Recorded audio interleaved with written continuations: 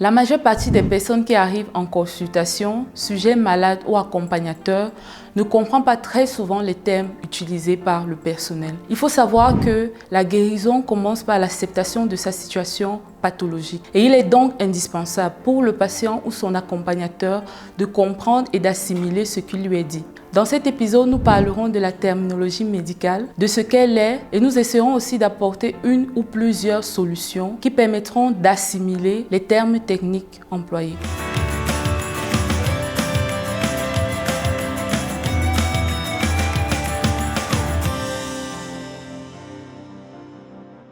La terminologie médicale est l'étude des différents termes techniques appartenant au domaine de la médecine.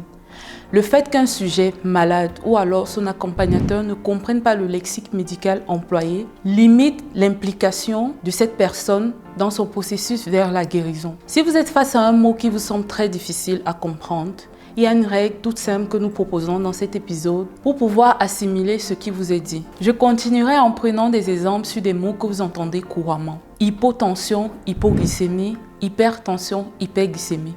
Dans ces différents termes, les préfixes qui sont utilisés, c'est-à-dire hypo et hyper, signifient diminution et augmentation.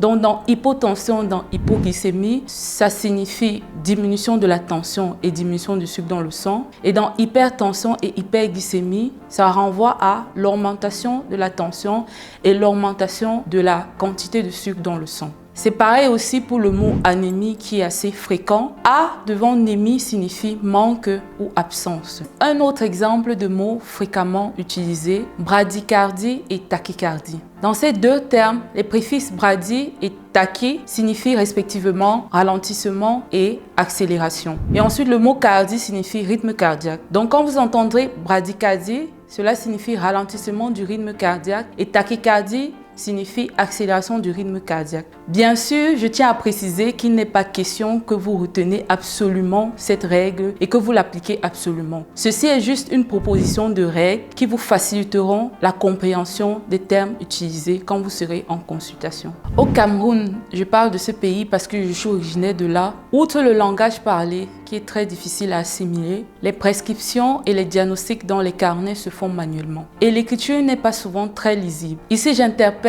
les personnels de santé. Aidons nos patients à comprendre leur situation. Il est maintenant nécessaire d'attirer l'attention des patients sur un point très important, les idées reçues qu'elles ont. C'est clair qu'en tant qu'humains, nous avons de l'expérience, nous avons du vécu. Nous avons aussi eu affaire peut-être à des situations qu'ont vécues les autres et que l'on retient comme vérité. Vous allez entendre par exemple quelqu'un vous dire « j'ai de l'acné », c'est-à-dire une éruption de boutons sur la face, et qui vous dira que non, c'est dû au fait que dans mon alimentation, je consomme trop d'arachides, je consomme trop gras. Sachez donc que l'acné est principalement dû à un trouble hormonal. Évitons les idées reçues qui créeront un blocage dans notre processus de guérison. Faisons confiance en nos professionnels parce qu'ils sont formés pour nous aider, sont formés pour nous accompagner. Les idées reçues créent aussi un blocage psychologique. Et nous aborderons le thème de la psychologie dans la prochaine capsule éducative. Dites-nous ce que vous en pensez en commentaire et si vous avez des questions, n'hésitez pas à les poser. Likez aussi cette vidéo et suivez-nous sur tous nos réseaux Facebook,